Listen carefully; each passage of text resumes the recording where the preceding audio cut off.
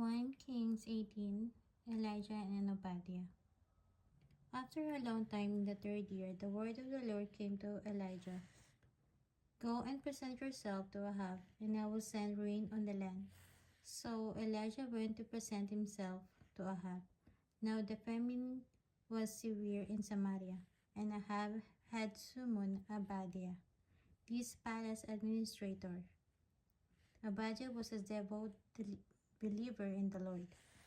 While Jezebel was killing off the Lord's prophets, Obadiah had taken 100 prophets and hidden themselves in 2 caves, 50 in each, and had supplied them with food and water.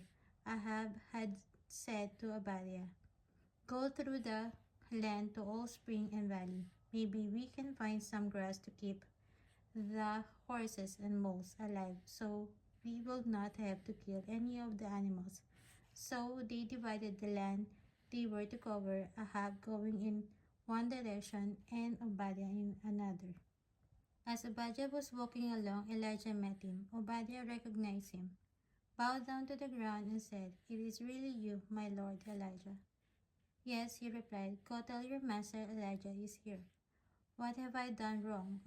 asked Obadiah, "that you are handing your servant over to Ahab to be put to death? As surely as the Lord your God lives, there is not a nation or kingdom where my master has not set someone to look for you. And whenever a nation or kingdom claimed you were not there, he made them swear they could not find you. But now you tell me to go to my master and say, 'Elijah is here.' I don't know where the Spirit of the Lord may carry you when I leave you. If I go and tell Ahab and he doesn't find you, he will kill me. Yet I, your servant, have worshipped the Lord since my youth. Haven't you heard, my lord, that I did what Jezebel was, killing the prophets of the Lord?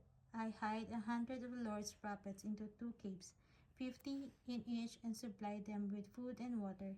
And now you tell me to go to my master and say, 'Elijah is here.' You will kill me."